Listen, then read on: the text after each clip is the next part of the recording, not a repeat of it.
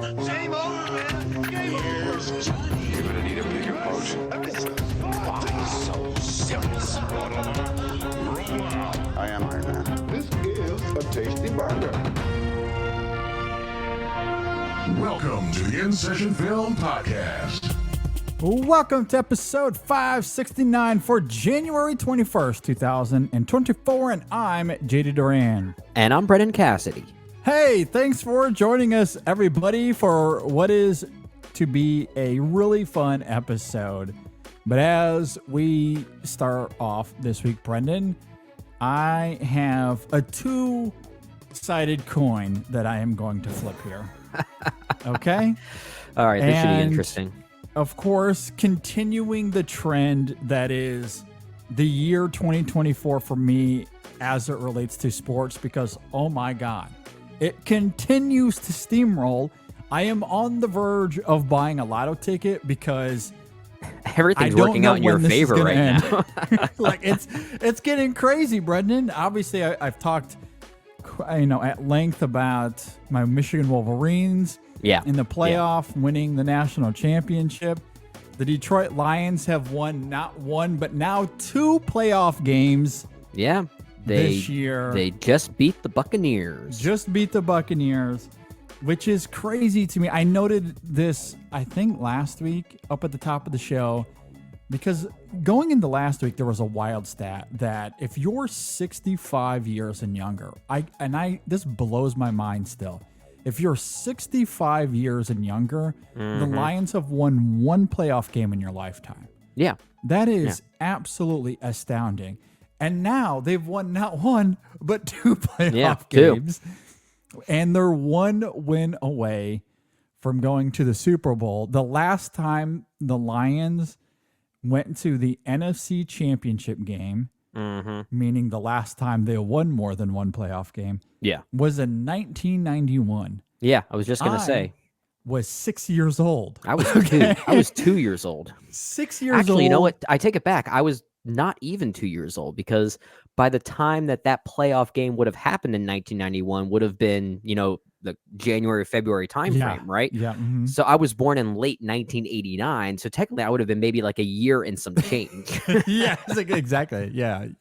100%. So I was, I guess I would have been 5.5.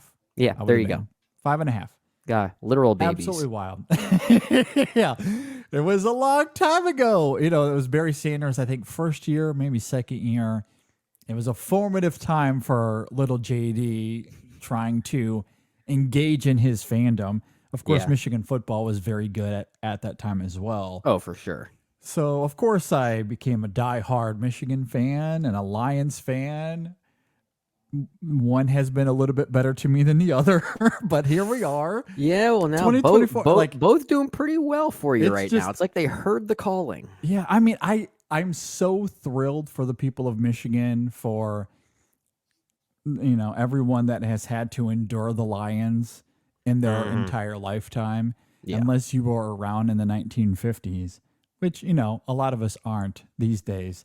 I mean, for Michigan to win the national championship and maybe the Lions also going to the Super Bowl in the same year, I mean, they have a chance. I mean, 49ers are good, and that's who they're playing next. So they have a good not shot. Guaranteed by it's not guaranteed, but the fact they made it this imagination. far, I think, is still worth celebrating, given what they've had to represent over the past 20 years, right? Exactly, and it'll be a fun week because our editor-in-chief over at InSession Film, Dave Giannini, his NFL team, the San Francisco 49ers.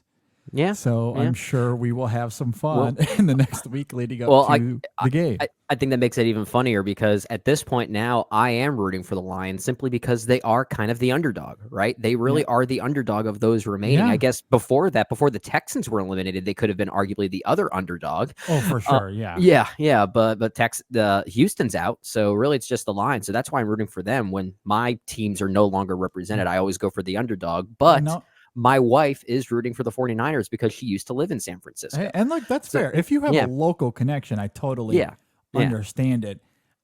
I plead my case, and look, there's so much room on the bandwagon. If you want to come on the wagon and root for the Lions, we welcome you with open arms.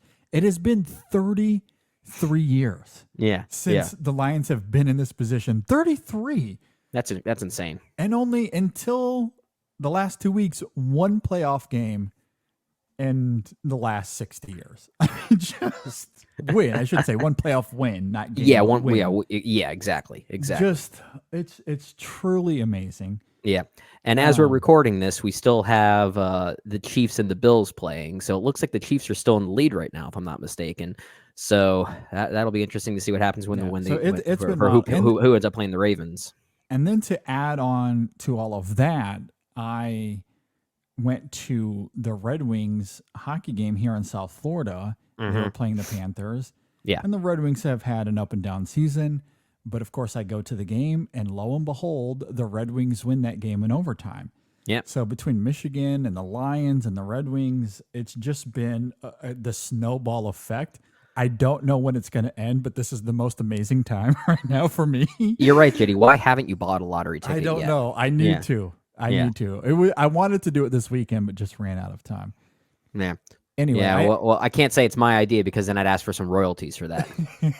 No, I definitely thought as soon as the Red Wings won in overtime, I immediately texted Brandy and told her we need to buy one because because to add context to the Red Wings win, that is the first time they've beaten the Panthers in the last 10 games they've played it. That's insane. So it's not as if, like these teams of mine are just breaking streaks. It's not even that they're winning, but they're breaking these long-lasting streaks. It's the just Michigan unreal. tides are turning. I'm so happy for that state and the people there. I noted though, however, that there was going to be a two-sided coin here. Yeah. So that is the joyous side of my life at the moment. However, earlier today, and it's interesting, I as a parent, I don't think you are ever prepared for this. I certainly was not. But I had noticed that Sam, my oldest son, who is 8, had been moping around the house the last few days. And it was honestly a little bothersome because he's not a sad kid by any stretch of the imagination. He's very rambunctious, very talkative, lots of energy. However, this weekend, a little bit more chill. So, we asked him if he was feeling okay, if I thought maybe he was getting sick. Yeah. Not really showing any signs of sickness. However, we did get out of him tonight. And again, he's 8, but we approached him and asked him again, are you okay? You just look like you've been moping around. And he says, yeah, I'm okay, but there's this fear that I've been having to face. And I know that I'm going to have to face it, which honestly, when he said it, not necessarily in those words, but more or less that's what he said. Sure. I was a little proud of him. Okay. There's a challenge in front of him, some sort of fear that has gripped him that he knows that he has to confront. So I'm thinking, okay, this is kind of a big moment. Yeah. And I know that he's had to do this to some degree because he's afraid of the dark. Like I still sleep with him in his bedroom with him because he's afraid of the dark. And if I don't, at some point in the night, he's just going to come into our room. So it avoids a hassle. So I know that there's that. I wasn't sure if that's what he was going to bring up. But he goes, again, did not see this coming. I go, okay, well, what kind of fear are you feeling? Like, what kind of fear are you facing? I'm afraid of dying. Wow. That's deep. That is deep. And I was like, oh man, how do I navigate this one? Because I'm like, he's 8 years old. Wow. Where do I take this conversation? And oh gosh, and you kind of have to be prepared for that because I feel like at some point every child is going to recognize that fear, that specific fear. I think I was also around maybe 8 or 9 when I started thinking of the idea of death and how kind of like how the unknown around it is just kind of a fearful thing, right? Yeah, and I don't know. The one thing I haven't found out yet is what is provoking this because where'd it come from? it's not as if we've had to deal with it yet in our family. His grandparents, thankfully, are still alive at the moment. Yeah. His dog is still very much alive, although we may be trending toward that kind of soon-ish. Sure. So he hasn't really had to wrestle with it yet. And I don't know where that came from. I, for one, was jolted. I did not expect that to be the thing that he says. So I was a little flabbergasted. Wow. And I think in the moment we simply came up with, something to the effect of, you're 8. That's not going to happen for a long time. You got a lot of life to live. You don't have to think about it right now. Something to that effect. I will admit I somewhat fumbled the moment because I did not. Well, you're taken off guard. That. You had no way to prepare for that. Yeah. So you kind of had to give a very fatherly response that in a way was kind of brushing it under the rug until you can properly address it when the time really does come. But yeah, you make a great point. Where did this fear come from? What stimulated it? Did he watch maybe a certain form of entertainment that talked about it more directly, that kind of provoked that question in him? It's I don't know. It's interesting. Yeah, it was very interesting. So that has been my weekend. Wow. It's been a little wild. And honestly, it was also interesting in the sense that earlier today, and I guess even yesterday, there have been moments this weekend where we haven't really been doing much. We've just been at home, and I've been playing with the baby, which is a whole nother thing at the moment because he's crawling baby now. He is everywhere. He's getting his hands and things moving. He shouldn't. He is very, very mobile, and he loves to play with daddy. So, we're very much connected. And then, of course, I'm trying to pay attention to Sam. Yeah. And so there's been moments this weekend where, I see Sam on the couch and maybe he's playing VR and I'm sitting there with the baby. And the film that always sticks with me in those moments is Richard Linklater and Boyhood. Right? How often have we talked about Boyhood on this show as far as what it says about magic in the mundane? And honestly, I could have just sat there looking at them being content, happy, doing their things. Yeah. I could have lived in that moment for eternity. Like, it was very peaceful, and I like, and again, it's not as if there's no big birthday parties, there's no celebrations. You're just sitting there, and to me, there's as much or more majesty just kind of being in those moments with them. Yeah. Yeah. So like, there, I guess in some ways there was kind of this profound experience, that I'm always trying to keep in mind when I'm with them, and it just caps off with Sam asking a pretty big question. That's a huge question. Yeah. So it's a nice little turning point there, because bringing up Boyhood as a way to compare that was to, very intentional. I know that's very nice. So I'll leave it at that, because I know you want to be the one to spill the beans there a little bit, but I see what you're doing. Yeah. So of course I'm invoking Boyhood because it, of course, had its premiere at the Sundance Film Festival when it came out. And that is what we're going to be talking about on this week's show, with Sundance ongoing right now as we speak. And look, it's also a little fun in the sense that, because we have this new format. If you're new to the show and you're watching us on YouTube, or even if you're listening on Apple Podcasts or Spotify, this is not how we always had these shows. Right. For a long time, we were not doing video. The format was very different. We would have reviews alongside various top threes and all kinds of fun conversation, but it was all in one on one show. Yeah. We've, of course, separated the reviews, and now we've left the main show here to just kind of be its own thing. And so a year ago, we had made that decision right around our 10th anniversary to, re-up the formula, change it up a little bit. And the very first episode in this new format How serendipitous. our top 5 Sundance movies with How serendipitous. the great Ryan McQuaid and Jay Ledbetter. Yeah. So yes. And so here we are a year later. We are, of course, not going to regurgitate that exact same exercise. No. However, with Sundance as inspiration, what we're going to do is actually channel an exercise we did a couple of times last year.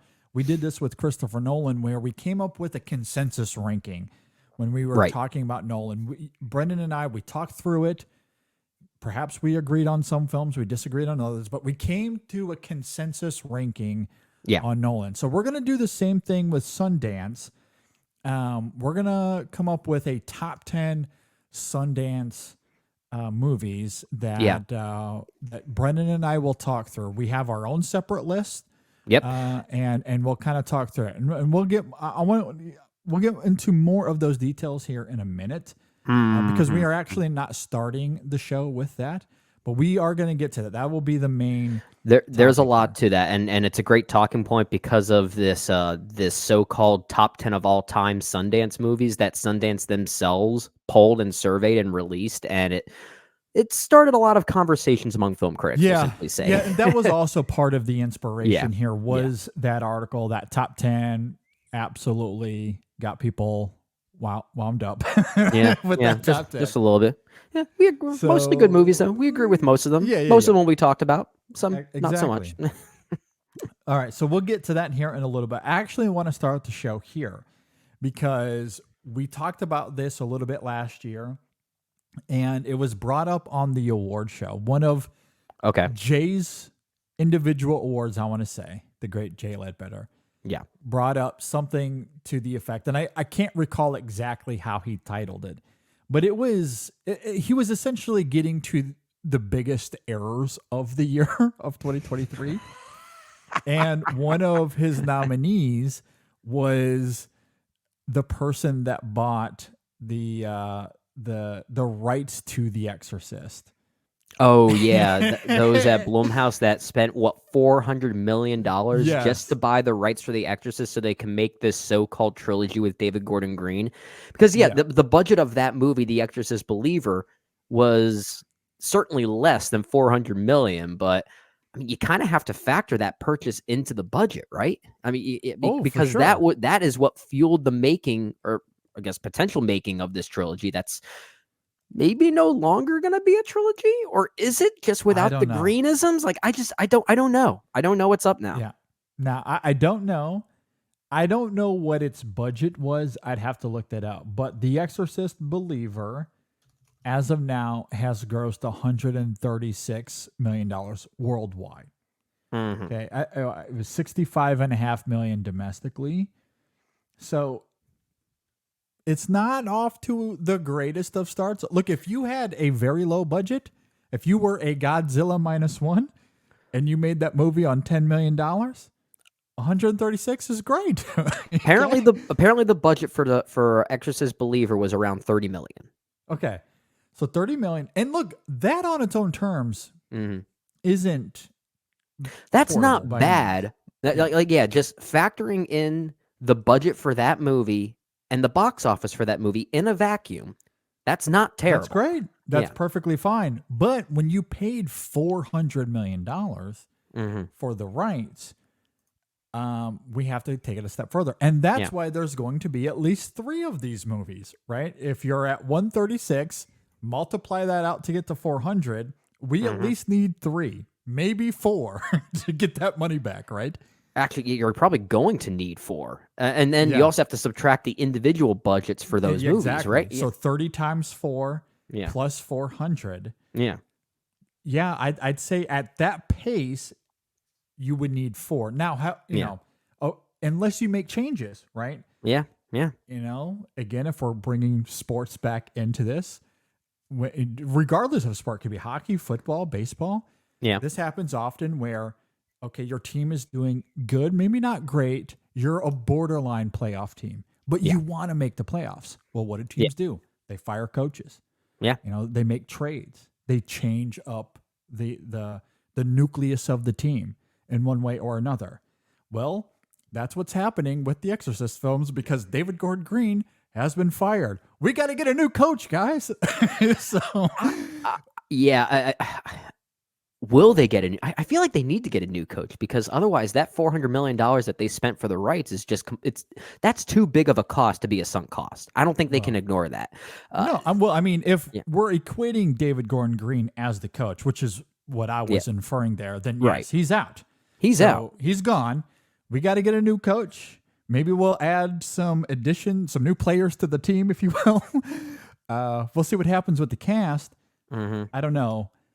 But David Gordon Green is no longer going to continue this franchise. And that's interesting because, it seemed as if he was brought on to do this trilogy coming off the heels of Halloween.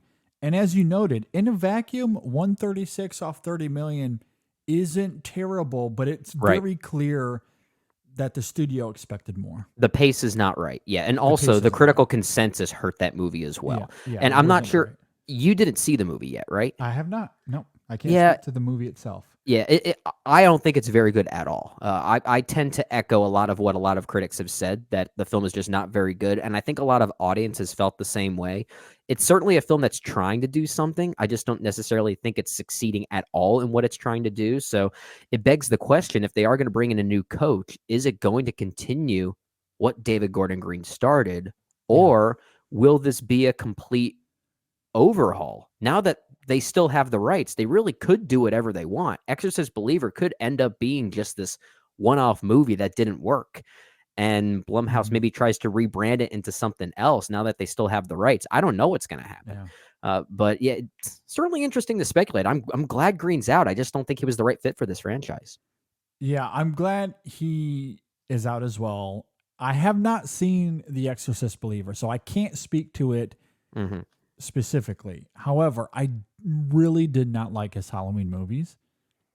His studio comedies aren't great either. This guy, I really like David Gordon Green when he's doing his quirky indie films. When he's really outside the studio system. Yeah. Yes. Yeah, I like George Washington quite a bit. Snow Angels is also quite a lovely film. Prince Avalanche. I Joe. love Prince Avalanche. Yeah, Joe. Oh, great. Yeah, Joe and Prince Avalanche might be my two favorites from him. Honestly, I agree. Yeah. No, I'm totally with you. So I like him outside the studio system. I would love him to go back to that. Yeah. That movie that he's doing right now, based off of SNL, I don't know if I would imagine that's a studio film of some kind. Given the topic, yeah, I'm not sure. It sounds like it, but at least he's getting away from horror. Yeah. I will at least be open-minded to it, simply because he's moving away from horror. Right. So we'll see what happens there. But it was interesting. I wanted to bring it up because we've certainly talked about it a few times here on the show, and most recently with Jay and his individual awards on part one of the awards. That was a colossal miscalculation. It really was. I mean, I'm not opposed to getting more Exorcist films as long as it makes sense. But what they were doing with David Gordon Green and Exorcist Believer, that did not make sense to me. I hate to celebrate a director losing his job. Like, that's not what we like to do here. But and that's not the point of this conversation as much as it's an interesting turn when you're invested in a franchise. Yeah. And you want this to succeed. Like, I wanted the Halloween movies to succeed. Yeah. But I don't think they did by any stretch of the imagination. I was very intrigued by The Exorcist Believer, bringing Ellen Burstyn back. It tethers to that masterpiece of a first film. I cannot wait to see your reaction to that movie, knowing what they do to Ellen Burstyn's character in it. I'll just simply say that. Now, I don't know if I want to know. I just gave you the biggest endorsement to watch a movie that I don't think is very good at all. I don't know if you endorsed it or just maybe put that film on pause for eternity. I don't know. It's one of the two. You're right. But that is to say, I was not anti this film, and I wasn't anti David Gordon Green. I just think it's become apparent over the course of all of these horror films that it's just not working out. Yeah. Which is why ultimately he was fired. So it's more noteworthy that they're moving on from him, given what's at stake for the studio, given the amount of money that they invested into it all, that to pivot and go somewhere else, it's interesting. Because it leaves room for improvement for that franchise. It could go into some really fascinating territory.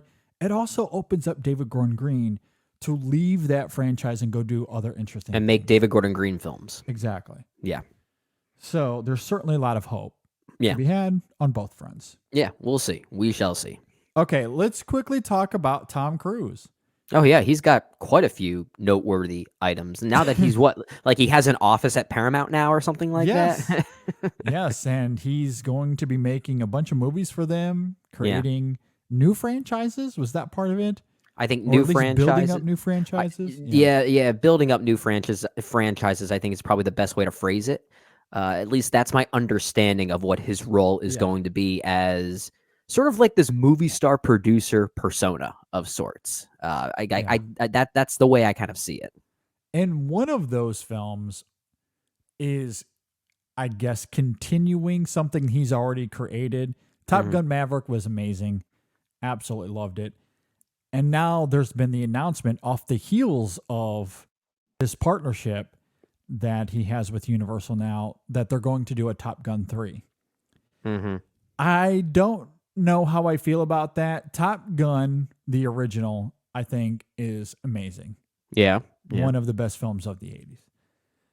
Then you get to Top Gun Maverick, which was, I would argue, one of the top 10 movies of last year. 2022, now that we're in 24, I guess. Yeah, sure.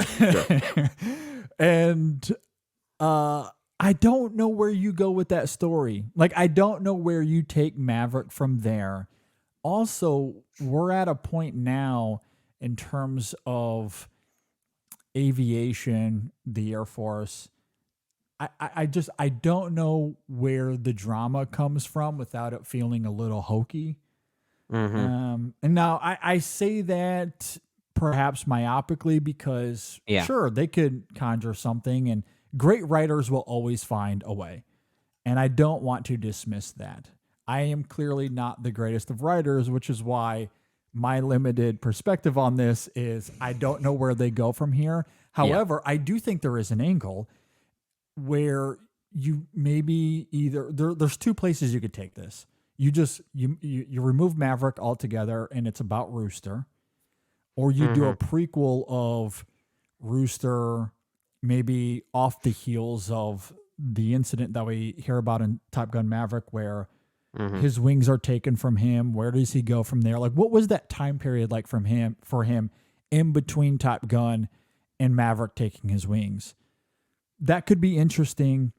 Or if it was me, what I would do, I would completely remove the formula, or at least remove everything we know about this franchise as it is now. Yeah. All the characters. I would go back to Vietnam, because that's where Top Gun was born, was in Vietnam. That's a good point. Yeah. That whole war is mistake after mistake after mistake.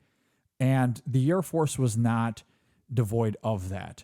They did not train their pilots properly. They did not know how to dogfight. They thought, the brass was, they overlooked what the missiles, the air-to-air missiles, what that would be like in Vietnam. Sure. So these pilots struggled at first. Sure. They didn't know how to properly dogfight. So when reality set in that these air-to-air missiles are just not working. We have to train these pilots to dogfight. Right. That's where Top Gun was born out of that. We went into this way overconfident, and we need to have these pilots trained. So let's create a school and let's train these pilots up. And then, you do the math, and the air war, the rest of the way, the Americans more or less dominated. Right. So, you know, I would focus the film on that. Like, do some sort of prequel on Yeah, it's not a bad idea. the errors of Vietnam and them coming to the realization that they have to train these pilots to dogfight, the importance of Top Gun in that manner, and what that was like early on. Like that to me, I think would be a compelling version of this. That's what I would do. But who's to say? Well, It's Tom Cruise, and I'm sure they're going to want him on screen. well, they're going to want him on screen for sure. And but I think you make a good point. I don't know what they do with Maverick from here. I mean, does he take over Iceman's role, which seems kind of like a hokey way to go, honestly? Like, and I don't really want him in like some general leadership role. Well, Even I though don't that think makes I don't think it sense, makes but sense for Maverick though. Like I don't think Yeah. he would want that. He definitely wouldn't want that. Yeah, that's the thing. Could he succeed at that? Maybe, but I don't think that's something he would want.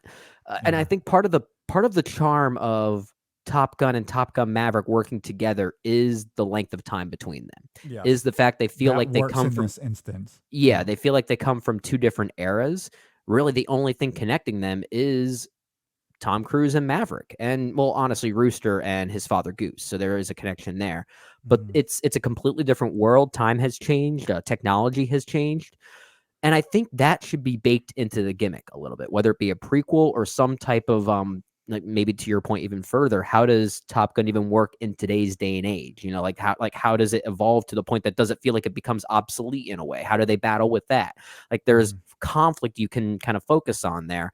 And I like the idea of it feeling like each movie has its own like historical identity, right? And that's that's the direction I think they need to go. They don't even need to bring back characters again. Like I love Rooster, I love Hangman, I love all of them, but in many ways their arcs do conclude with Maverick and Top Gun Maverick. Yeah, Like I we don't agree. need to see those again. We like I saw some people online saying they would love to see a Top Gun 3 if it was really just about the camaraderie between Rooster and Hangman. It's like, okay, that sounds like it'd be fun, but to what point? Like what can we do after that would actually make some dramatic sense? Yeah. So I think you make a great point And about the that's time it. frame kind of changing. No, you're totally right. Like I don't know where the drama is there. Yeah. And look, you and I would love a great hangout movie, a Navy pilot just hangout movie. Maybe you get Linklater to direct. Well, I was just going to say the only way I would be on board with that idea is if Linklater came on board. And, you know, who knows? Maybe he would want to because he's worked with Glenn Powell a few times already. So they have a yes. working relationship.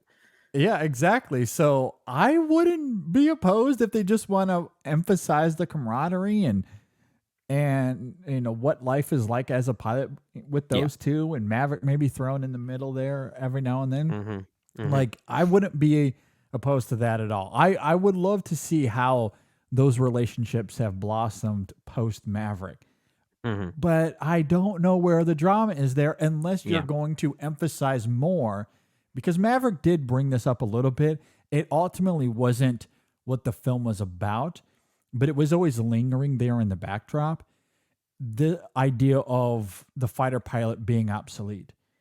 Yeah. And Top Gun being obsolete. I mean, I don't want to necessarily contradict myself, but given the technology we have now, dogfighting has been way more obsolete now than it was in the 70s. That's very fair. Yeah. Like it's just something that does not happen all that often these days. Yeah.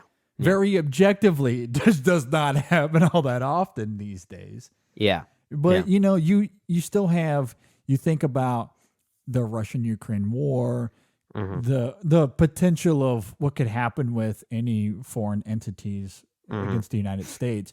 Like they do have these fighter jets that are built to, you know, if they were ever going to take on the Americans, they're certainly built to take on the F-22s and 35s. Yeah, for sure. So like, I don't know if you want to tap into that. I don't know if they want to tap into real world politics. Maverick tried to avoid that as much as possible. Yeah, I sometimes wonder if that would even fit the Top Gun ethos as established right now. I mean, it could evolve into that. That's not a bad angle to, you know, differentiate itself from what Top Gun and Top Gun Maverick already did.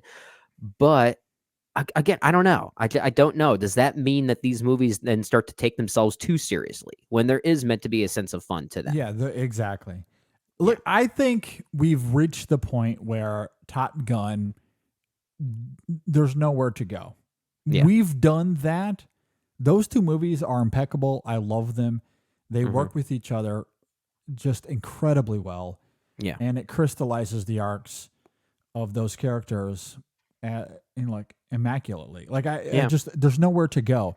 If the idea of, again, putting my studio cap on, if the idea is, hey, we need to feature Tom Cruise in a cockpit, that's the whole idea. People are drawn into him flying these planes and doing some sort of dogfighting fighter pilot stuff. That's what we want to see. That's what gets butts in seats.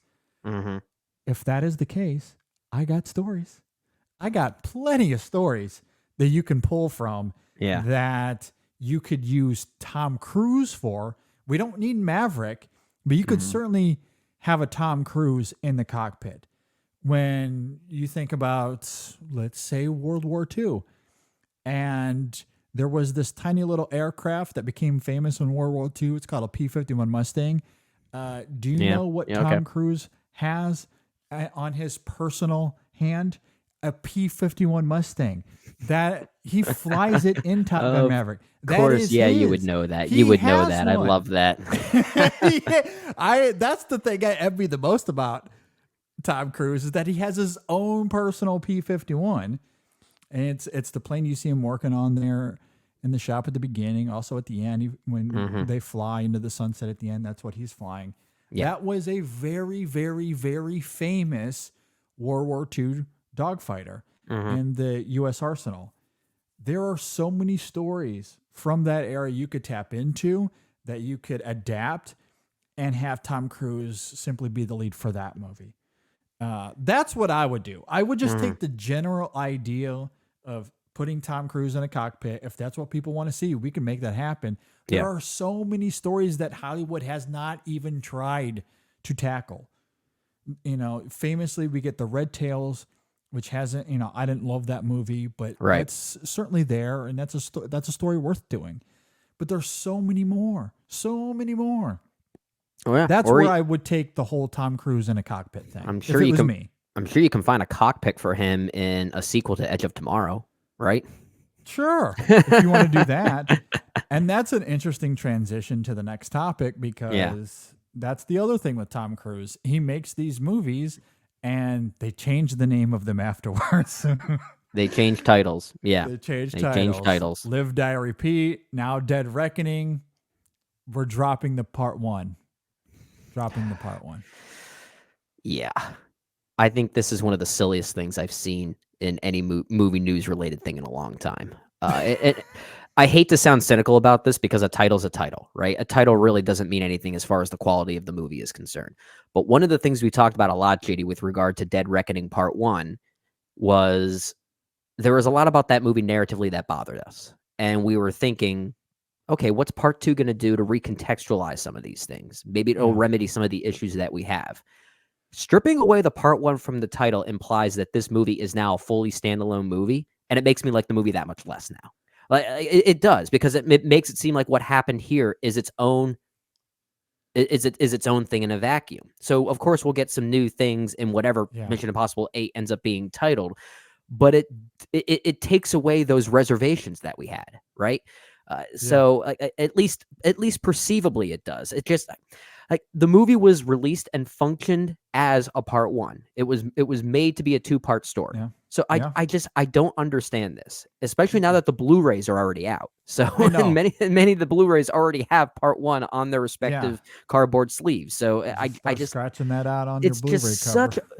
I think if anything, it's not just the announcement of what they're doing; it's the timing of it. The timing of it is just really weird. I don't understand that either. I am totally with you. We'll see what happens with the next one, but this film very much does not crystallize the story. Yeah. It ends with a huge cliffhanger. Yeah. So the next film, to some degree, will have to address the events of Dead Reckoning.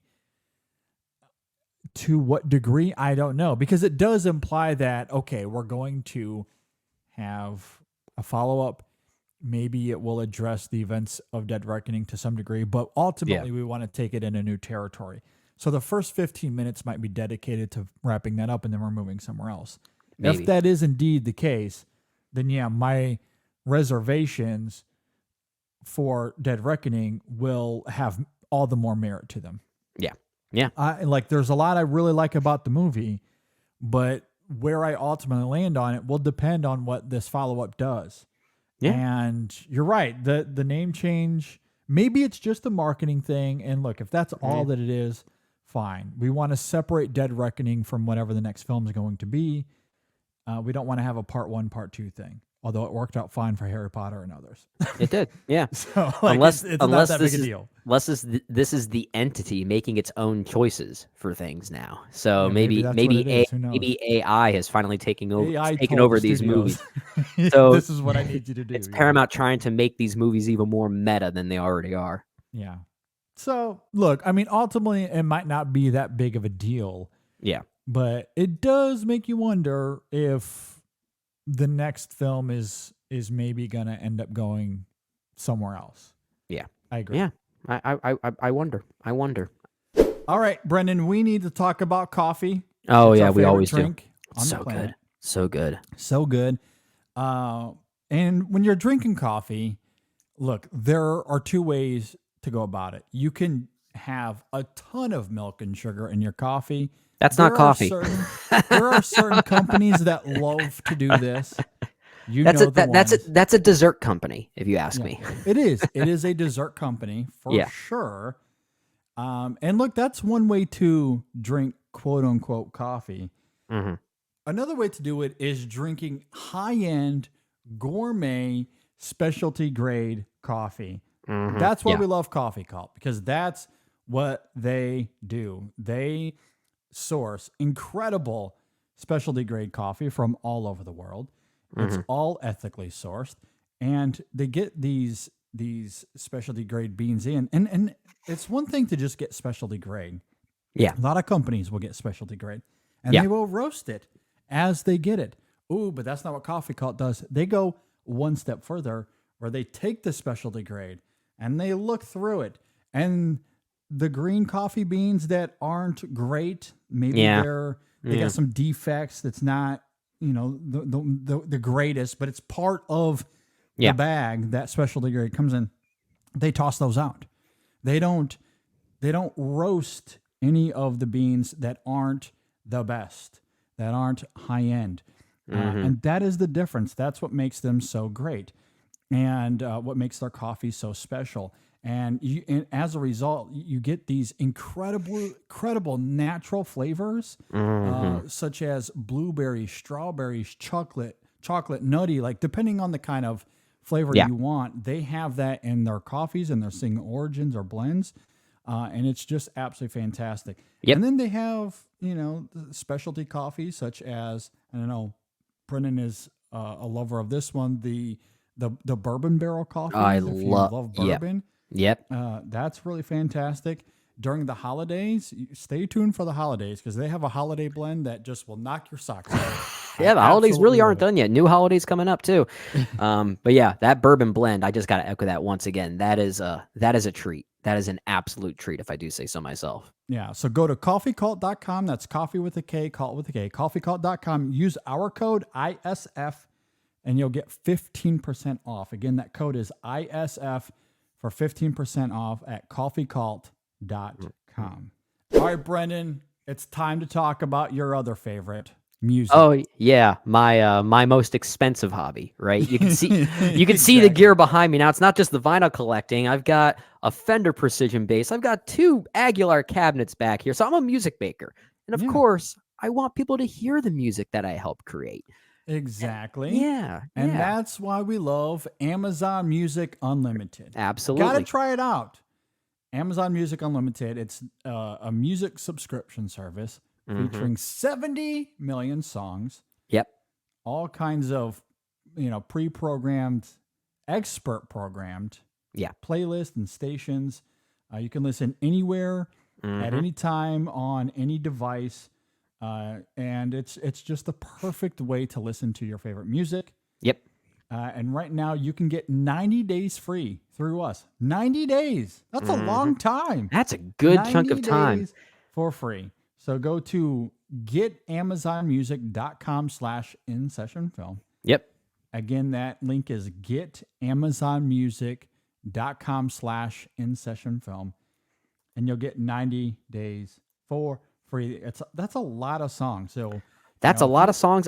It covers the gamut in musical genres. I mean, if you love modern soul and funk music in the vein of like Bruno Mars and Silk Sonic, you're going to find that material there.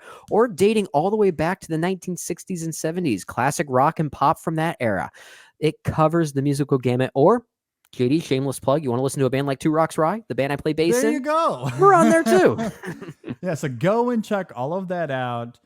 Amazon Music Unlimited. Again, that link one more time is getamazonmusic.com/InSessionFilm and get 90 days for free. Okay, let's move on to the Sundance Film Festival.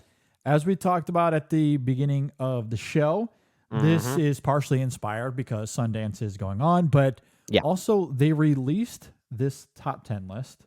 Yeah. This poll, if you will, of the 10 best Sundance films we've seen.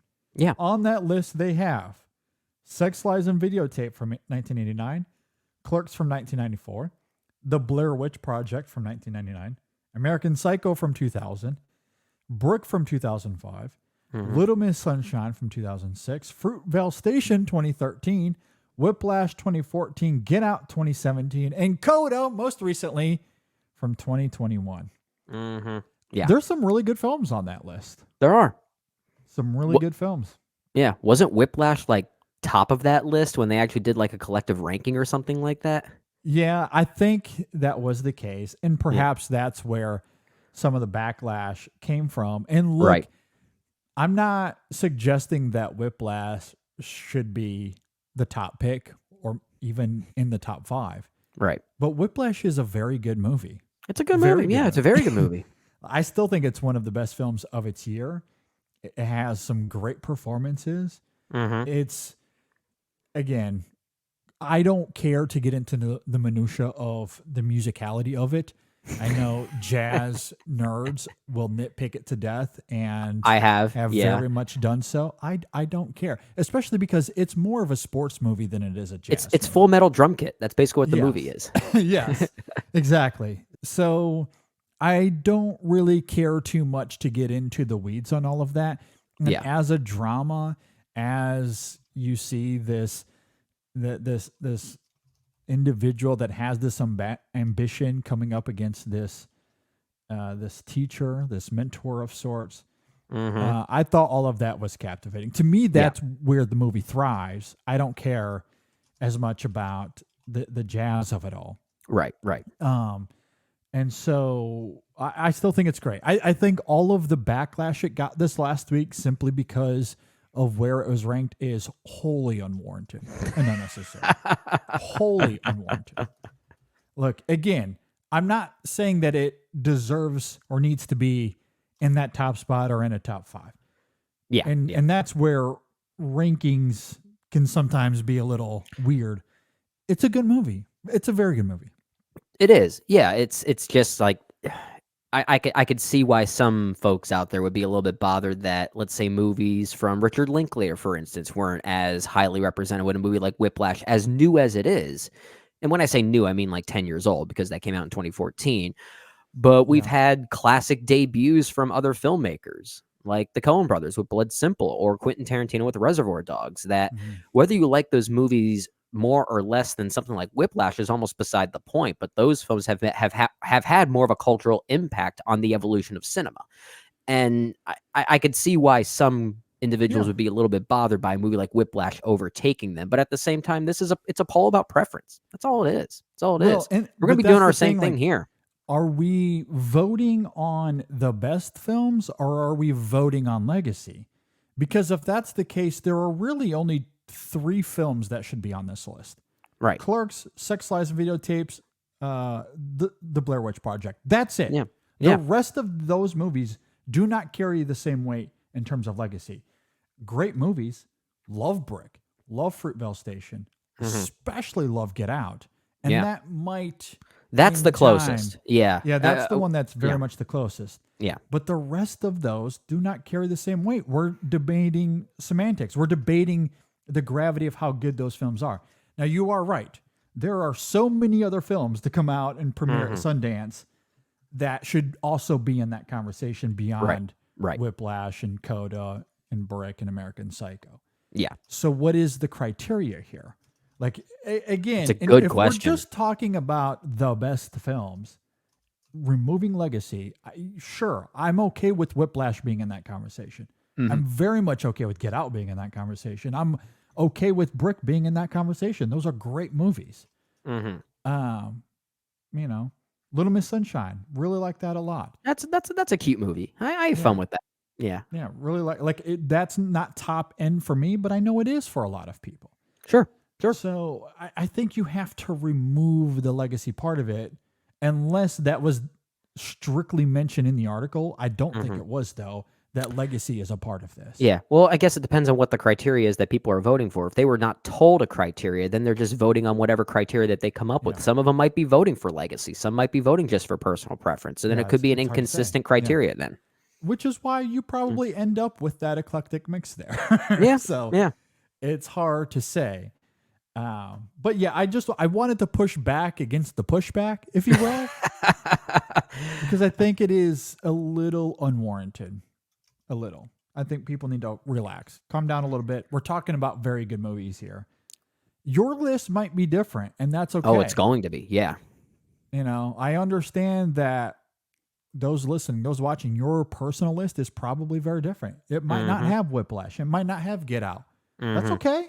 Yeah. That's fine. That's great. That's what makes your personal list yours. Yeah.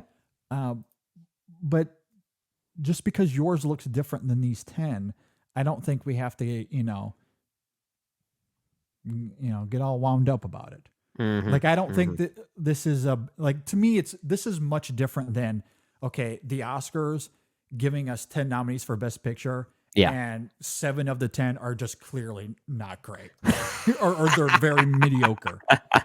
That is a little different to me. Don't Like, you when that happens? yeah, like if we're looking at it from that prism, this is a great list of nominees as far as I'm concerned. Like this is a great 10. So I would certainly remove Coda for sure. I would remove Little Miss Sunshine, probably American Psycho. And again, I have nothing against those movies, but the rest of them as a Best Picture nominee, if you will, quote unquote. Yeah. I think this is perfectly adequate. It's fine. It's very Oscar-ese. Oh, it definitely, it But definitely that's does feel fine. that way. Like, Yeah.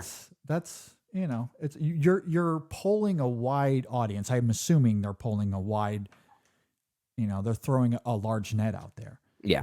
And that's the kind of response you're going to get when you do that. That's perfectly I understandable. think it makes sense.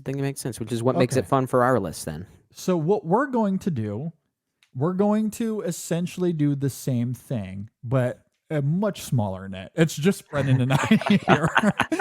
We're not casting a wide net here, but we're going to do the same thing. We're going to come up with a consensus 10, our favorite Sundance movies.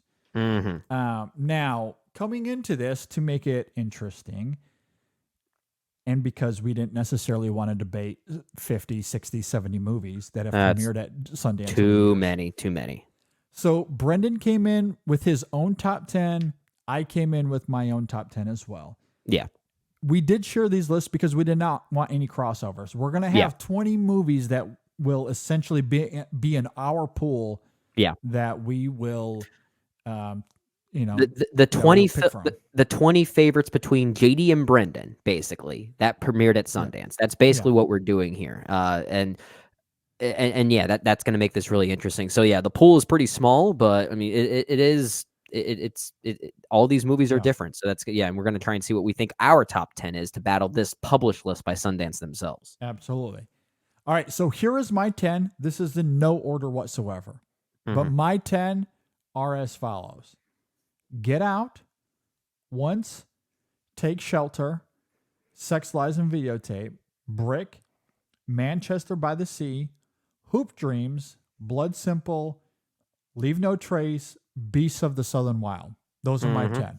Those are your 10. My 10 include Blue Valentine, Moon, American Psycho, Cobain, Montage of Heck, Boyhood, Mary and Max, The Last Black Man in San Francisco, I always mispronounce this, Au revoir les enfants, Y tu mama tambien, and Before Sunrise. Okay. And as we're looking at this, and again, our criteria, JD, these are movies that premiered at Sundance. That's what we want to look at here. And as I'm talking, I'm trying to recall, did Y tu mama tambien premiere at Sundance? Because it might not have. And I'm actually just realizing that right now. Yeah. Well, while Brendan looks that up, I will simply add on choosing just 10 or 20, if I'm also coupling Brendan's list in here as well. Yeah. Was extremely challenging. This was really difficult because there's other films such as Calvary, such as Brooklyn, The End of the Tour, what else? Sin Nombre. What else? Sexy Beast. The Science of Sleep. I mean, there's so many other great movies that just narrowing this down. I mean, going back early, like Sophie's Choice, Hoosiers, Moonstruck, which I really love quite a bit. Yeah. Mysterious Skin was one of my favorite films of its year.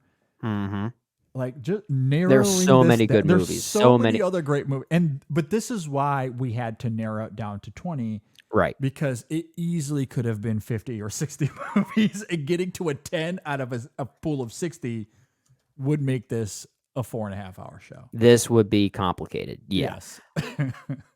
So I'm going to look. I'm looking up the festival history right now on Sundance's website, and this hopefully confirms what I'm hoping it confirms, at least, because I'm starting to second guess both Y tu mama tambien and Au revoir les enfants in my list as movies that quote unquote premiered at Sundance. So this just goes to show how well prepared I am for this conversation, right, JD? Okay. So 1987 that Louis Malle's film came out. I can't see anything here just yet. This is not the most well structured of sites, so I might just have to roll with it, JD, just for the sake of time. Because I can't see anything for both these films that says yes or no that they physically quote unquote premiered at Sundance. We know they played there, but that's all I can find at this point. I know I did have Au revoir les enfants in my top 5 when we did this exercise back on episode 519 a year ago. And I think that criteria was what premiered there. So I must have had a source to back that up. Yeah, I mean, I would certainly believe it. Yeah. Because I do remember us talking about that. I didn't really have time to look into that one specifically. So I don't really know on that. So I think we can just kind of roll with it. Okay, well, let's roll with it.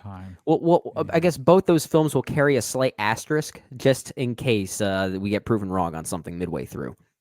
According to IMDb for Y tu mama tambien, it premiered at Venice first. Then I might not want to include it then if that's the case. Yeah. That's what I'm seeing here, but again, I don't know if that's wholly true. That's just according to IMDb. So I'm gonna take that with a pretty confident grain of salt, actually. So I'm looking at other films that I love from Sundance, and this is where it gets hard, right, JD? Because we're picking 2 individual 10 films. I mean, like my true top 10 would probably cross over a lot with your list and yours as with mine, which is what makes this consensus ranking so interesting. So I think, for the sake of confidence, I'm going to take Y tu mama tambien out, and I'm going to replace it with Clerks. Clerks. Okay. Great one. Very different movie, but very different. Okay, so there we go. Y tu mama tambien, we are disqualifying for this because it seems as if it didn't have its premiere at Sundance. Yeah. If it seems to have premiered at Venice, we'll take that as we'll take that as a definitive nixing of this exercise. But still a great movie. We Yeah. do quite love it. I love it quite a bit. All right, so those are our 20 movies as it stands right now. And again, Brendan and I are coming to a consensus ranking here. So we'll have to figure this out as we go 10 through 1. Yeah. So, I've got my notepad open to try and, I guess, keep notations and bookmarks where we can. Okay, so as we start here, and this is going to be a little bit different. I look forward to the challenge because when we're talking about a director's filmography, such as Nolan, it's easier. You know what the films are. It's there. You debate them. Here we have 20 that we have to narrow down to 10 collectively. Right. So where shall we start here? Let's start with the 2 legacy Sundance films. And Sex, Lies, and Videotape and Clerks. Mm-hmm. As of now, those 2 are in.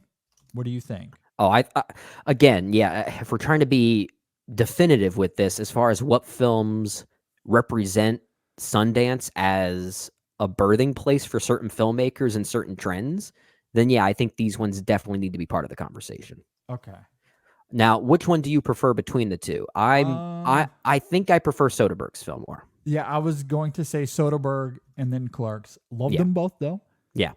But that's where I am. Soderbergh and then Clerks. Okay. All right, so I think we start there. All right, from there, the next film I want to bring up is on your list, and that is Boyhood. I think Boyhood absolutely has to be here. I agree. And I think it represents us as film critics who really grew into our own, because that's kind of the film that made us retroactively go back and reevaluate our best films of 2014. In many ways, Boyhood is it represented our boyhood to manhood as critics, right? Because we both really liked it at the time, but we really learned to appreciate it more as time went on. And I love that film now. I love it quite a bit. One of my favorite films of the 2010s. I know it's not for everybody. I know people perhaps are tired of, or they didn't appreciate the gimmick, or they were too caught up in the gimmick. I didn't love the film because of the gimmick. I think it is a really well-made film. I love what it says about family and how time passes in this interesting way. It's got to be one of Nolan's favorite films for sure. Oh, for sure, yeah.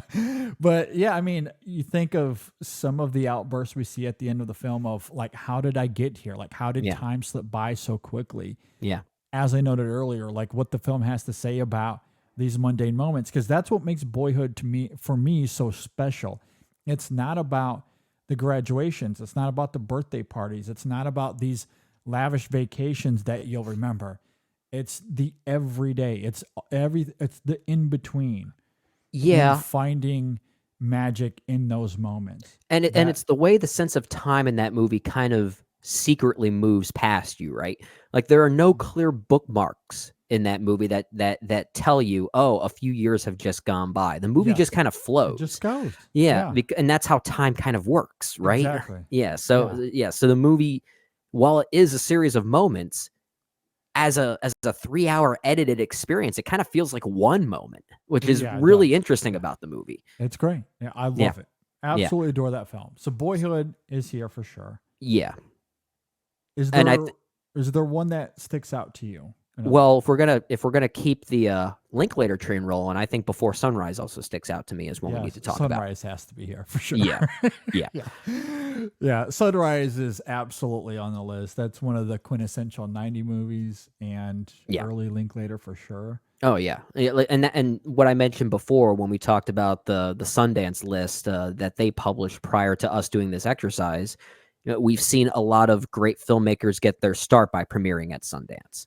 And while Richard Linklater had been making movies for quite a while before Sunrise, I feel like that's where people started to take notice of his name. And so, I mean, he obviously had made Dazed and Confused before that, but I while I was alive in 1993 when that film came out, I didn't really get to experience the impact it made at that moment. I kind of feel like it was discovered as time went on. So I feel like Before Sunrise kind of represents that, as we see for a lot of filmmakers getting their start.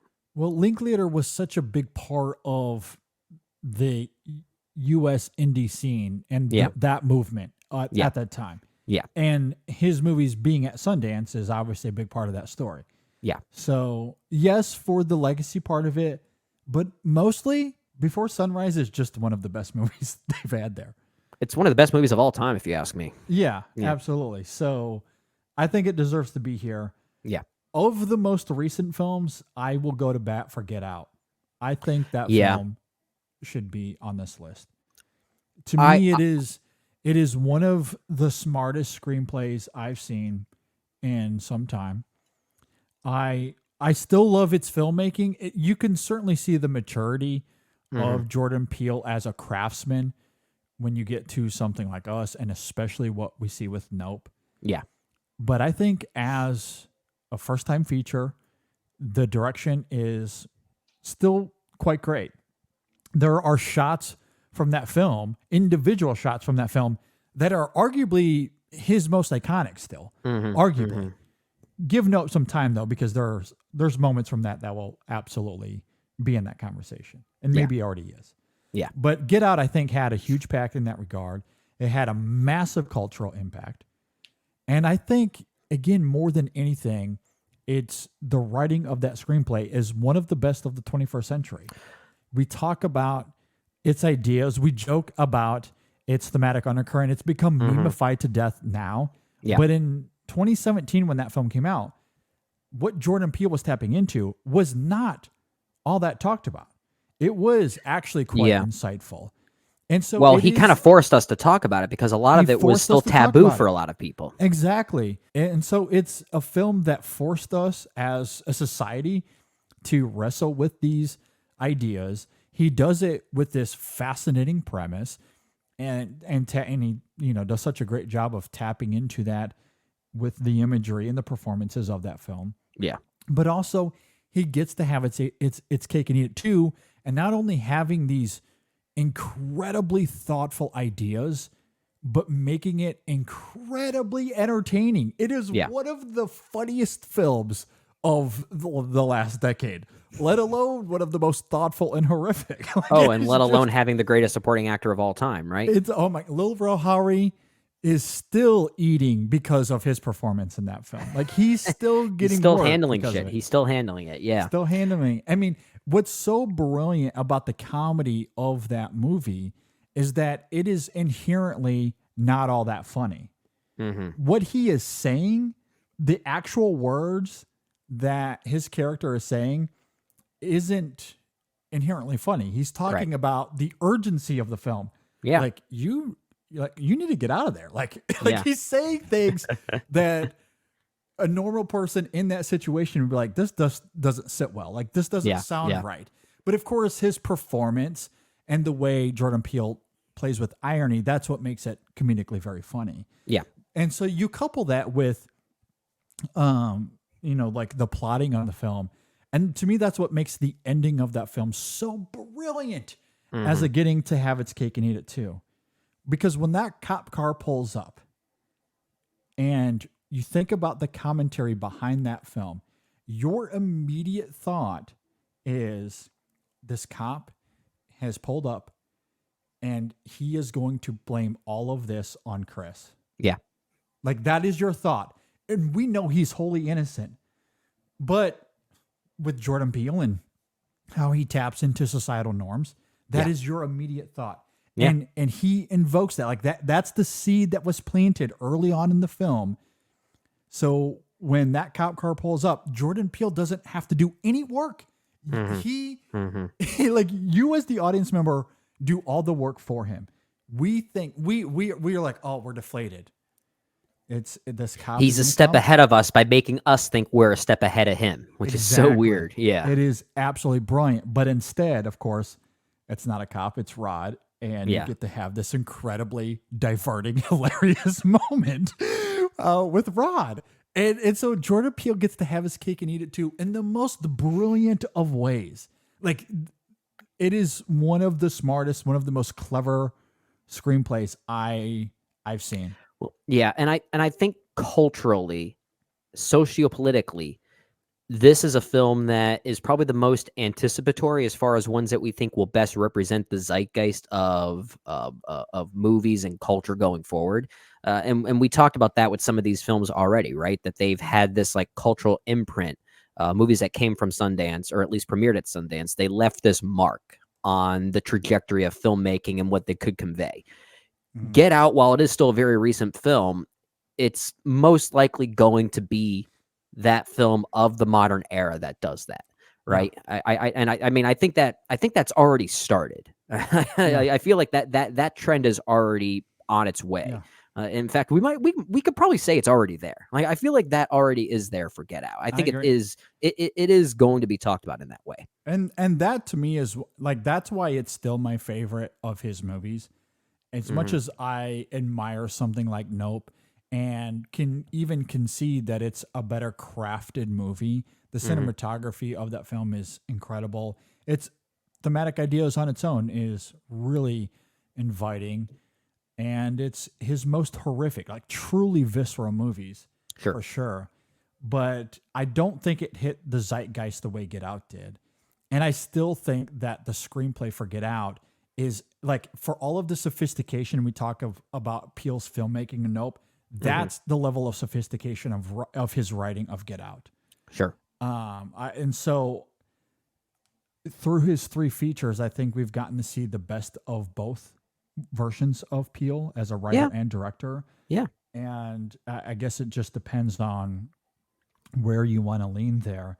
Yeah. I love Nope, but I do think that Get Out has had more of a cultural impact. And it's just simply one of the best written films of the 21st century. It also helps that it's a directorial debut, right? No one expected someone like Jordan Peele of Key and Peele to make a movie like that. That helps push that narrative even further, and the fact that he was able to, put his money where his mouth was is an amazing feat. Pretty incredible. Okay, so Get Out, I think, should be here. I'm with you. And looking at this list, or at least both our lists, one thing we have in common, we each have a documentary on our list, and I think if there's one documentary we need to include in this 10 between us, it's Hoop Dreams. I think we need to have Hoop Dreams in here. I think that's one of the best documentaries, one of the best sports movies of the past 30 years. And we talk about this many times. It almost doesn't feel like a documentary. It kind of feels like a coming of age tale about urban life in a lot of ways. It's a beautiful film, a wonderful film. And I think for those reasons, like just the fact that it is a documentary that had that kind of impact, not just from Sundance, but in general, I think needs to be recognized. And I do think it's one of the better films that we're going to talk about here. I agree. I mean, it's one of those movies when someone invokes the question of, what is the best documentary of the last 30 plus years? Yeah. That's a film that immediately jumps to mind in that conversation for people. Yeah, I agree. It's so great. It does have this lasting legacy. And you're right. It's as much about the life as it is the sports of it all. Incredibly well crafted. Certainly is emblematic of where documentary filmmaking can go. Yeah. Like, it doesn't have to be within this formula. It doesn't have to be the same thing every time. It can go to these new fascinating territories, and that's certainly one of the best examples. So, for sure. Hoop Dreams, I agree. I think should absolutely be here. Yeah. Okay, so from there, this is where things are gonna get a little bit more interesting. Yeah, I think there's some debate to be had here. I think we've got a good. So we picked 6 movies that we feel should be in our consensus, and that's both Linklater films, Before Sunrise and Boyhood. We also have Get Out, Hoop Dreams, Sex, Lies, and Videotape, and Clerks. This is where it gets tricky because a lot of these other films that we have here, I mean, like, how do we want to weigh this criteria? Do we want to talk about what films we simply like, or do we want to talk about films that we think maybe had a more particular impact? Like, I look at a film from your list, for instance, a movie like Once, right? And then I look at my list. I've got a stop motion animated film like Mary and Max. Like, I think I love Mary and Max, but a movie like Once just has such a representation of what you can do with low budget musical filmmaking. It's hard to ignore that.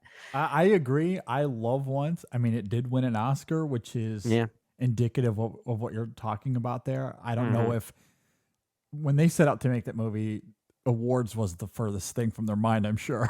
Yeah. They just wanted to be able to pull this off. It is a great movie. I love it. It's one of my favorites of 2007. I will say, though, when you're putting it up against something like Manchester by the Sea, Beasts of the Southern Wild, Blue Valentine. I mean, those three movies you mentioned there, I would easily take Once over all those three. You would? Okay. I would, absolutely. I don't know if I would, which is interesting.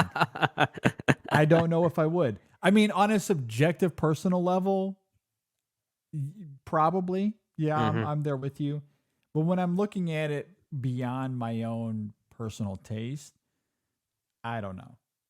That I don't know. Yeah.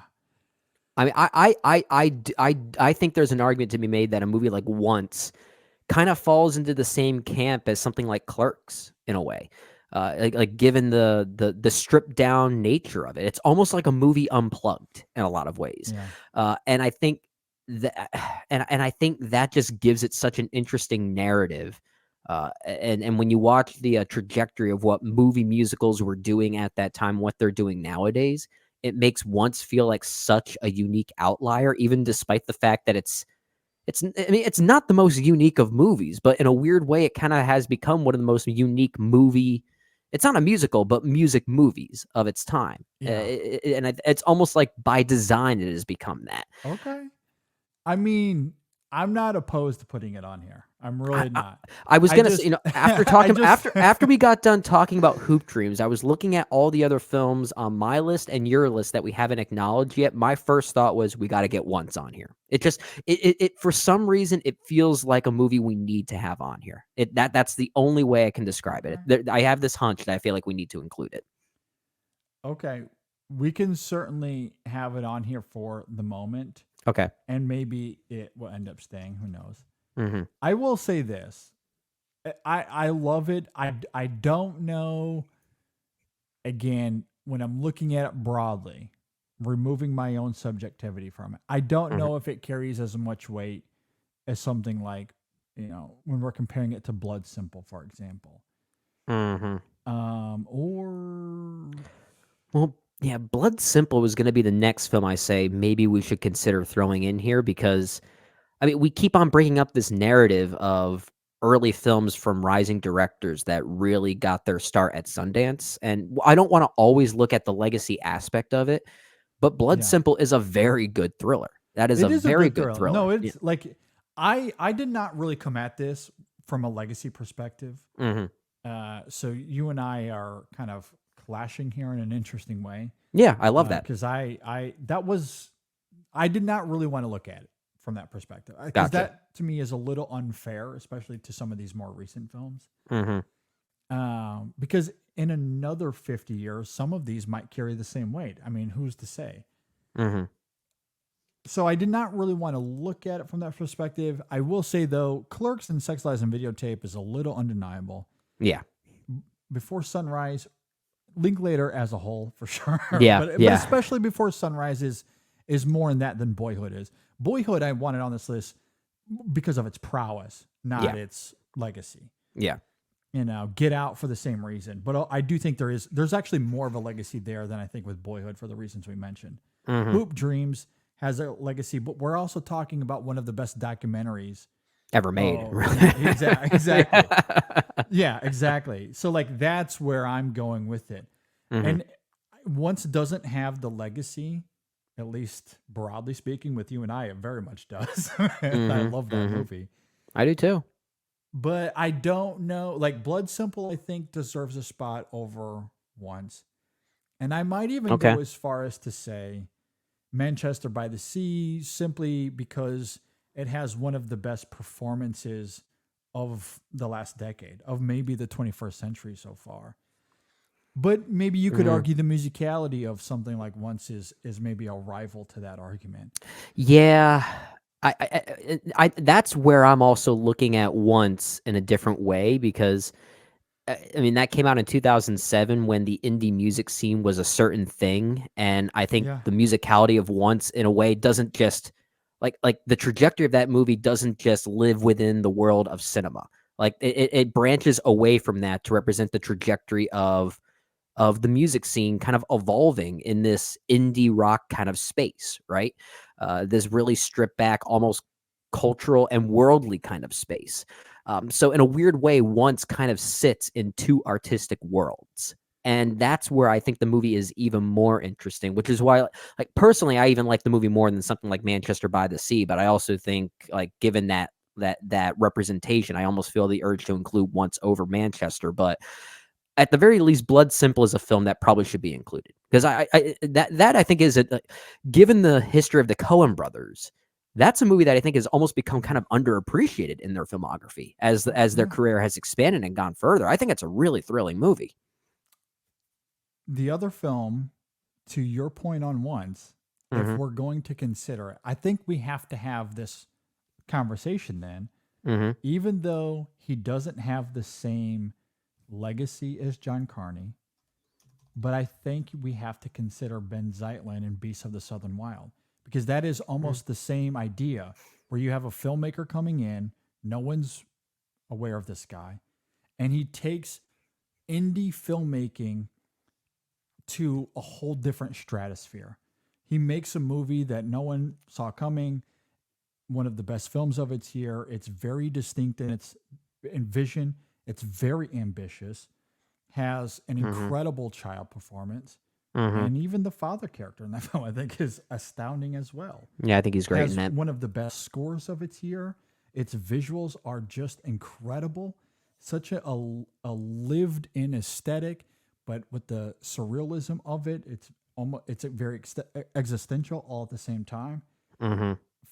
As a directorial debut, and if the idea is we're talking about these films premiering at Sundance and doing something with the form, doing something new and interesting with low budget filmmaking, a la John Carney and Once, I don't think we can separate those two. I think that's fair. I think that's fair. I think that is fair. There's more evidence with John Carney because he simply made more movies afterwards. that's again, he's only made the 2 movies. Now, I liked Wendy more than a lot of other people. Oh, I did too. I think that movie's actually pretty underappreciated. And yes, John Carney has more under his belt. But if we're, again, that's why I want to remove legacy, because we're just talking about these 2 movies and what they mean to Sundance in a vacuum, on their own terms. I'd say they're both kind of doing the same things then. Yeah, I think that's fair.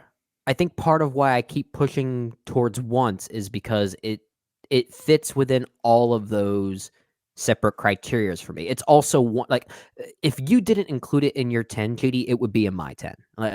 Bringing it to this conversation, I genuinely think Once is among the better movies we're talking about here, and that's another reason why I wanted to bring it to the table. There's just more of that other evidence supporting it, I guess, to make my argument more, I guess, inclusive for it, if that makes sense. I really do enjoy that movie. I really do love it. Okay.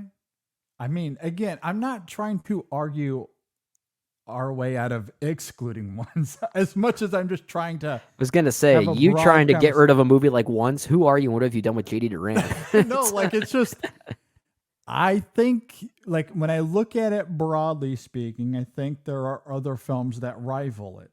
As much as I think it's great. Like, again, the musicality of Once is great. I think Beasts of the Southern Wild is a better crafted movie. It is. It's way more ambitious than Once. The cinematography is more ambitious for sure. Yeah. It's score. Like, you talk about the musicality of Once, and it is great. But the score of Beasts of the Southern is one of the best of its year. Arguably one of the best of that decade. There's such different scopes, though. The performances are equally as good. So, like, again, like, I guess I'm trying to say, like, as much as I love Once, like, I don't see where Beasts of the Southern Wild, especially when we're looking at it from that specific prism, is any lesser. Like, where can you say Once is better than? Like, if anything, like, they're on these on an equal plateau. Well, I don't know. I mean, it's a more ambitious film, Southern Wild specifically. I think Once is a more consistent film, but I think a lot of that is simply because it has a more stripped back nature, so it allows to, maintain its footing more often. There are times I think Beasts of the Southern Wild maybe trips over those ambitions just a little bit, but that's what makes that movie so interesting and so fascinating. It's just that they have such different scopes. It's really hard for me to weigh it in that way. So, I mean, I don't know. I love both movies. That's the hard part here. Maybe we should come back to them, talk about other movies first before we try and decide this, because I would love to see Once make our consensus 10. I do think it is that good, but maybe we talk about some of these other films first before we actually decide that. Maybe we'll find ourselves appreciating some of these other films and have more of a reasoning for them, I guess. Okay. I'm willing to leave Manchester out, even though I think it has arguably the best individual performance of any of these movies. Mm-hmm. But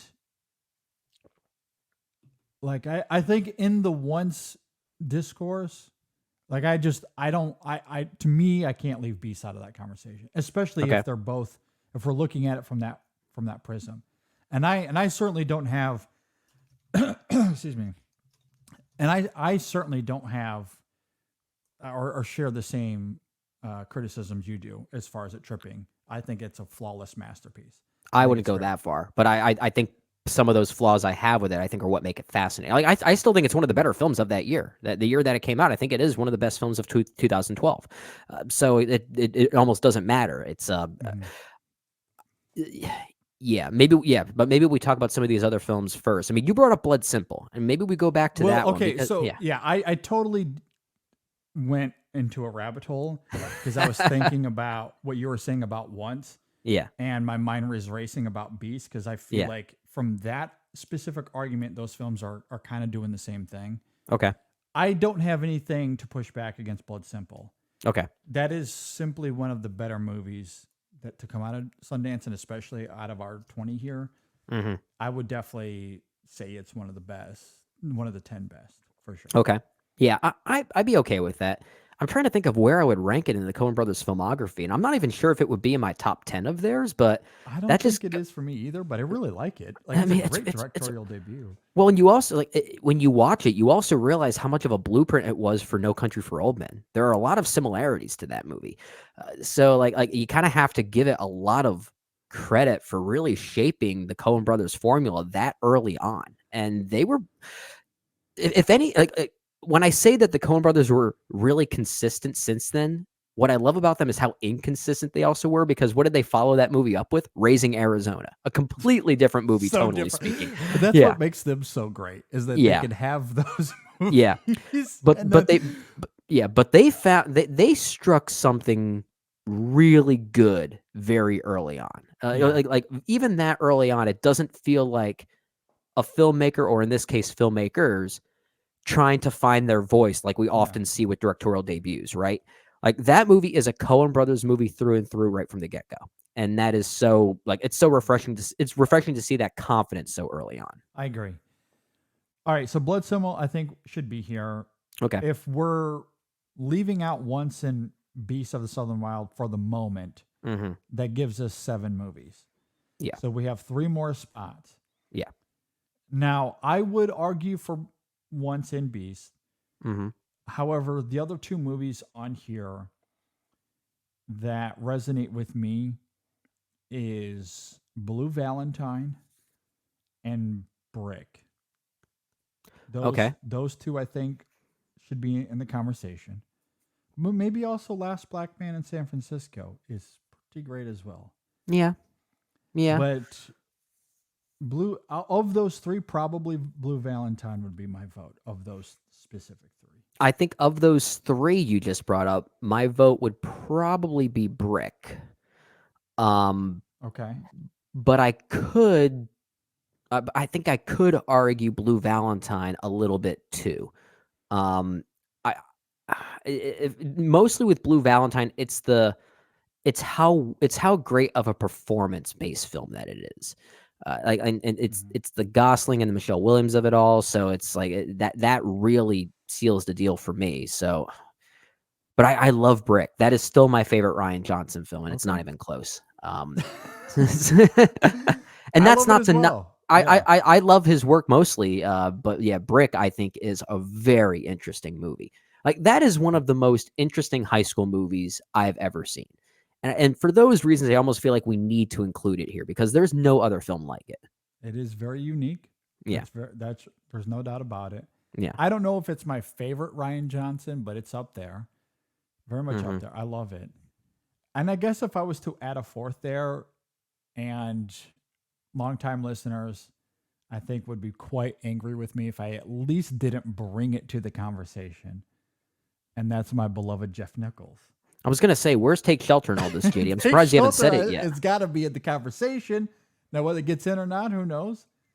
But I would at least bring, like, I think that film rivals the previous three that was mentioned. Okay. So I would at least put that on the table. Like that's the next card I'm laying on the table here. All right. Well, let me make a note of this here. So Take Shelter, Brick, Blue Valentine. So we've got 12 films here that we're potentially trying to rank into a top 10 already. Okay. Just to say those films out now, we've got Before Sunrise, Boyhood, Hoop Dreams, Sex, Lies, and Videotape, Get Out, Clerks, Blood Simple, Take Shelter, Brick, Blue Valentine, and possibly Once and Beasts of the Southern Wild. Yeah. So those are the 12 films we've talked about thus far. I think maybe for the sake of this exercise, do we feel like any of these other remaining films that we haven't talked about should overtake those 12 or any one of those 12? Again, I would throw my hat in for Manchester, but I'm willing to concede on that. Okay. That's fine. Yeah, I'd say, yeah. Because I am looking at the remaining 8 films that we haven't mentioned yet. The one that subjectively, I love American Psycho. I think that is such a wild movie. And I love all the other films in my 10 that I brought to the table, but sure. I have a hard time arguing that they have more weight when compared to the ones that we've already talked about for this list. Like, I mean, selfishly speaking, I think Mary and Max is one of the best animated films of the past 20 years. It's hard for me to argue that it should get on this list as a quote unquote Sundance movie that really represents what Sundance is and the movies that they tend to push. But then there's also Leave No Trace that really gave us, the great Thomas and Mackenzie. So, and that's what I mean by legacy. Like, it's hard to say right now because that film is only 5 years old. Yeah. In another 20 years, we might look at it in a similar way to Sex, Lies, and Videotape. Yeah. Maybe not so much for the movie itself, but for Mackenzie, but maybe the movie as well. Or some of these most, like Last Black Man in San Francisco. Yeah. We'll see how it plays out. I'm also pretty big on Moon. I do love Moon. I do too. I think that's... talk about debuts. I don't know what happened to Duncan Jones since then. It's kind of unfortunate. Yeah. Again, that's why I'm trying to remove legacy, because in a vacuum, Moon is really quite great. In fact, on your list, that's pretty high. That would be top 5 for me on your list. Interesting. Okay. It would be. Okay. Yeah. I'm actually happy with the I gotta say, I'm the 12 that I just laid out there that we're battling for our consensus right now. I'm kind of happy with that 12. Okay. Let's go to the 12. Well, how do you feel? The 12. Okay. Well, of course we got to rank it, right? I mean, that's fine. I mean, maybe we just say screw the 10 and we go to 12. I mean, that's cool with me. I'm not opposed to that if we do a top 12 just to make ourselves feel a little bit more self-important. But because I love Leave No Trace. I love Manchester by the Sea. I think you like Manchester a little bit more than I do, but I do think that is a very good movie. I love American Psycho. I love Moon. Copain Montage of Heck is a movie I think I mostly love more than others simply because I just love that scene. I love the music scene that it specifically illustrates, the grunge scene, and I'm a big fan of Nirvana. But I feel like a movie like Hoop Dreams is certainly a more important representation of documentary filmmaking, and that has to be on our list. And I love Last Black Man. I love Mary and Max. I love Goodbye Children, but the 12 that we have here just feel like as far as this being a Sundance consensus ranking, these feel more representative to me. Yeah. And I feel happier about that, if that makes sense. No, that makes sense to me. Okay. So you want to start ranking these 12 then? Let's start ranking these 12. Okay. Okay. So this is where things are going to get really difficult, as if it hasn't been challenging enough already. 4 hours later. Okay. So should we start at the back and move our way up? Yeah, let's start. Let's work our way up. Dang. Okay. Of the 12 here, I think my least favorite of the 12 here is probably Blue Valentine. Okay. I can live with that. Okay. All right. So that's 12. Man, live. I don't know what to do next.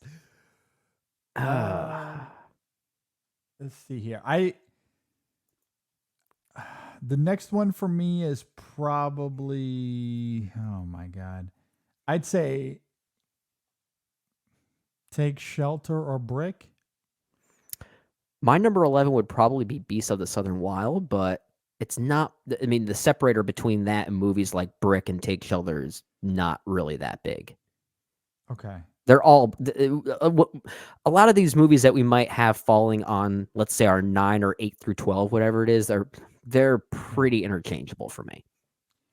Okay. Yeah, because in all honesty, again, especially because we're ranking these on the fly, because I didn't know that we were going to arrive at these 12.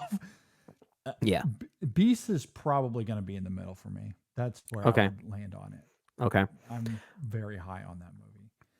So let's for now, maybe it'll come back to that, but let's just remove that for now.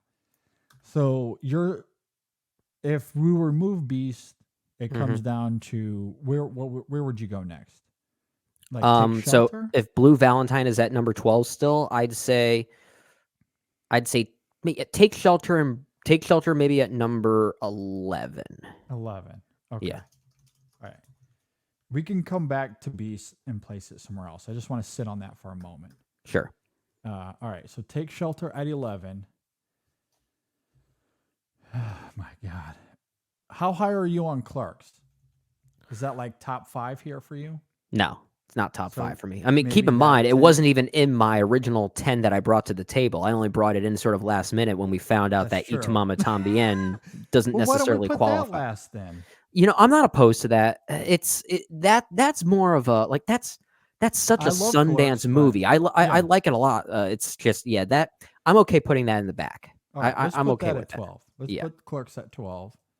Again, great movie. Really just feels like a movie we need to have for this list. I agree. Yeah. Okay, so Clerks, Valentine, Take Shelter. Maybe Brick at number 9. Brick. Yeah. Okay. Right, Brick. I can concede Beast here if you want to put Beast. I can do it 8. I can do it 8. Like I do prefer Brick and Take Shelter by a slight margin, but I will at least give Beast, the respect it deserves for being a very ambitious film. Okay. And then so Beast there. So all right, if we're speaking of, let's just go to Once. Mm-hmm. So where is Once like top half for you, or is it like kind of in this area? It's probably top half for me. Okay, so you want to hold on to Once as it stands. As it stands, yeah. Let's hold on. I want to hold on to Once. So from there, I would probably do. If it was me, probably Hoop Dreams. That's where I would put it. That here. Oh, I think that needs to go way higher. Okay. Well, then oh man. Okay. This is fun. This is fun. I can tell. I've got 4 films that I think should be, or at least they're in my top 4, and I'm struggling. I'm just going to put this out there now because I already know this. My top 3, not necessarily in order.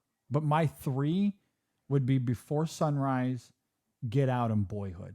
That's my 3 as well. That's my 3 as well. All right. So at least we have that down. Yeah. All right. So we got the top 3. Do we feel like in that order? Like, do you feel like maybe Boyhood at number 3, Get Out at 2, and Before Sunrise at number 1? Yeah, that's fine. Okay, because that's how I had it. Do that. Okay. Admittedly, my number 4 I wanted to be Hoop Dreams. That's at least my number 4, but we can obviously come to a consensus as far as where we think it should split the difference. Okay, so Hoop Dreams. All right, I'm just trying to. All right, so if we put Hoop Dreams at 4, that would leave us with Sex, Lies, and Videotape, Blood Simple, and Once. Yeah. As the final 3. Yeah. Right? Yeah. In that case, I would probably go Blood, Once, Sex, Lies. I don't know how confident I am in that, to be honest. I'm just thinking out loud here. Let me rank it that way, just because sometimes looking at a list really helps you. Yes, yeah, it definitely helps. So you said Blood Simple at number 5, then Sex, Lies, and Videotape at number 6, and Once at number 7. I think, or was it? I think I had Blood once and then Sex, Lies. Oh, you did. Okay, Yeah. you did. I mean, how does that look to you? Selfishly, I would like to put Once at number 5, but at the same time, I know what Blood Simple means for. Because those are back to back, right? I mean, they are. Fine. We can flip those. Put Once at 5, Blood Simple at 6. Yeah, that'll work. All right, so our consensus top 12 now. Number 12 at this point now. Let's see how I feel about this. At number 12, Clerks. Number 11, Blue Valentine. Okay. Number 10, Take Shelter. Number 9, Brick. Okay. Number 8, Beasts of the Southern Wild. Okay. Number 7, Sex, Lies, and Videotape. Okay. Number 6, Blood Simple. Number 5, Once. Number 4, Hoop Dreams. Number 3, Boyhood. Number 2, Get Out. And number 1, Before Sunrise. Okay. I think I like it. You think you like it? Okay. I mean, given the concessions that I have to make, yeah, to have a consensus, yeah, because like I said, Beast would certainly be higher for me, but the top 3 is, like that's what I would have wanted to fight for the most. But you agreed immediately, so there was no debate to be had. Did you expect that? I mean, I wasn't sure. Like I knew Before Sunrise would for sure be in there. Boyhood would probably there. I wasn't sure about Get Out. I mean, yeah, like. Selfishly speaking, I mean, I do prefer Boyhood over Get Out. That's just because it's more of a me movie.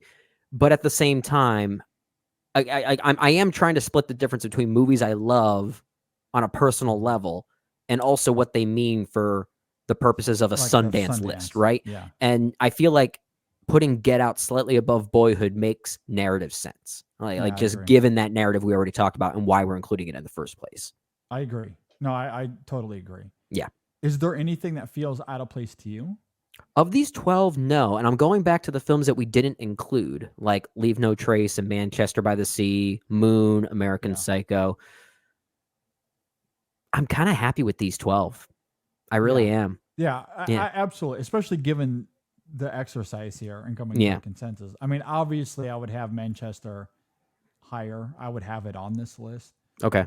I mean, same here. I would probably have American Psycho on this list if I'm being honest, but I know that the whole point of a consensus ranking between someone else that might have different opinions, sacrifices need to be made. That's how it goes. Yeah, and I think all things considered, I think I can be happy with this 12.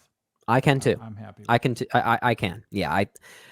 And all these films feel like they came from a similar place, right? Like I feel like they're a good representation of the purpose of this exercise, like we keep talking about. So maybe Sundance themselves will see this list and think, actually, this is a better top 12 than what we actually published. We're going to take theirs. Exactly. So I loved how we arrived here. I didn't expect us to get to a 12, but that's the fun of doing this. You just don't know how it's going to play out. That's the thing. Like a movie like Clerks, while while I don't like it enough to put it in our consensus top 10, that's why it's at number 12. It doesn't feel right to not include it in a Sundance list, right? Yeah. Like in many ways, I feel like that movie should be called Clerks: the Sundance movie of the Sundance. 90s. Yeah. Yeah, that and Sex Lies, you have to have it here. Yeah, You have yeah, to I have agree. Those two here for sure. I agree. All right, so that's our 12. That's our 12 Sundance movies. Let us know what you think. If you want to yell at us the way Minnie did about Whiplash, I mean, feel free. That's what the comment section is for. Yeah, or yell at us for not even including it. Yeah, I mean, or that too. If you want to include us for not even having it in our 20, that's perfect. And I love Whiplash. So I like it a lot. Yeah, I think it's one of Damien Chazelle's better movies. But then again, I'm also one that thinks Damien Chazelle's best movie is Babylon. So take that for what it's worth. Babylon, also great. Yeah. I love Damien Chazelle. And First Man's probably his second best movie. Yeah, obviously, that's my number one. Yeah. Babylon, probably two. So we might just flip flop there. But yeah, I mean, and I love La La Land. I'm sorry, I do. I like it a lot. And yeah, look, I think it's a very good movie. I know this is controversial. I also love Moonlight. Oh, JD, I love Moonlight and La La Land. How dare you? How dare you? You're just poking the bear with that one. I know. I am. Outcast me. It's fine. You've been canceled. You have been canceled. Yeah. If you must, but I love both. I do. I'm sorry. Yeah. Oh, wow. You are a brave man. I am not willing to say those words yet, even though secretly I do love both those movies. This will be it for the show. I will have to hide in a bunker for the rest of my life now. Well, I guess I'll have to take over then. Yeah. On that note, let us know what you think. Leave a comment below if you're watching on YouTube. If you're listening to the show on Apple Podcasts or Spotify, Spotify, just reach out to us on social media. Yeah. We would love to hear your thoughts. But I think that'll do it for this week's show. All right. Just as a friendly reminder, so we are recording this. Oscar nominations are coming out this Tuesday. Yes. Who knows? By the time you're listening to this, that might have already happened. Right. We will have some sort of reaction Chasing the Gold episode. I don't know the time yet because speaking of Sundance, our awards editor, Brian Rowe, who we love, is at Sundance. Yeah, he is. I need to figure out what his schedule is because I know he wanted to do some sort of reaction episode. Yeah. So we're going to do that once we get to the Oscar nominations. We will have 2 review episodes this week as well. So Brendan and I are going to get together to review the animated film Robot Dreams. And I am so giddy. I am so ready to talk about that movie. It's so funny. I mean, you have a great story about that, right? How the song by Earth, Wind, and Fire just you can't escape it. You can't escape it. It was so funny. Okay, so at the top of the show, bringing it all full circle. There's a purpose to this. Yeah. At the beginning of the show, I mentioned that I went to the Red Wings Panthers game here in South Florida, and at one point during the intermissions, I'm sitting there eating my chicken tenders and fries that were $57. Only $57 for chicken fingers and fries at a sports game? So Holy dumb. cow. So dumb.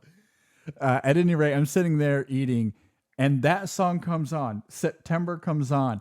And I, no joke, started to get emotional. You just started thinking about Robot and Dog. I was shedding a tear just thinking about Robot and Dog. Yes.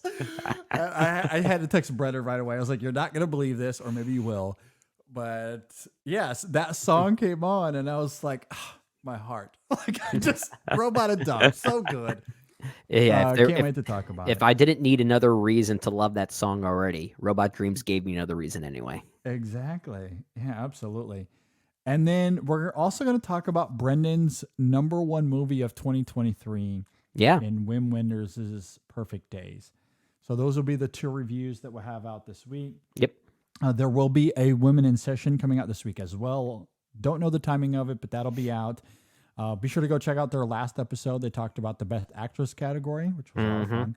And again, if you're listening to this and Oscar nominations haven't come out, there is a Chasing the Gold episode where we did our predictions. Yeah. Shadon Larkey and Joey Gentili joined me for that episode. It was really a lot of fun. So you can check that out as well. Joey has a lot of wild predictions. I'll Oh my simply God. say that. He was so much fun to talk to. Yeah, I tell you what. he has thoughts, and I love hearing those I thoughts. love how brazen he is. Yeah. Oh yeah, yeah. It was great. Also, just want to say big thank you to our patrons. If you support us over there on Patreon, Yeah. patreon.com/InSessionFilm. We are going to have some more content coming down. It's been so crazy busy between the holidays. We promise all the more is reviews coming. we put out. Then the most anticipated show. It's just been hectic. Yeah. But we will have more Patreon content coming down very, very soon. We're going to get back to some normalcy there. Absolutely. So be on the lookout for that. But patreon.com/InSessionFilm. It's a really great way to help out the show. Of course, subscribe to the show, rate and review us on Apple Podcasts, Spotify. All of that helps us out a lot. And also just thanks for all the comments. We've been getting a lot of comments on YouTube, and it's been really fun to see. Everyone's been great. So thank you to those that are leaving comments on YouTube. We really do appreciate that. Keep that Absolutely. Yeah. Engage with us there. We really love it. coming. Absolutely. Of course, follow us on social media. You can email us InSessionFilm@gmail.com. We'd love to hear your thoughts on anything that we talk about here. Yeah, absolutely. With that, Brendan, anything else that I miss? I'm just busy writing your obituary for loving both Moonlight and La La I know, Land. yeah. So Make sure you get that out there. This will be the last time. you JD see was it. a lovely co-host who was not afraid to speak his opinion and his mind, and sadly know. cost him his life. It cost me. I'm just going to have to watch the Super Bowl for my new bunker. Hopefully the Lions are in it because that's all I have now. I think they have a good chance. I really think they do. It should be a lot of fun. If that happens, I'm going to lose my mind. I don't think I can blame you. comprehend Lions Super Bowl in the same sentence. So we'll see. Well, they have see a if we get they have a good chance of beating the 49ers, and as we're recording this, the Chiefs are officially going to the AFC Championship. There you go. All right. So I Congrats to the guess Swifts. Taylor Swift is fueling their fire in some way. Congrats to the Swifts. Yeah. Yeah. Oh gosh. All right. Good luck with that one. At any rate, thanks for listening, everybody. Thanks for watching. We'll see you next time on the InSession Film Podcast. Oh, I love a good Sundance movie. Oh yeah. Oh yeah. Before sunrise. Mm.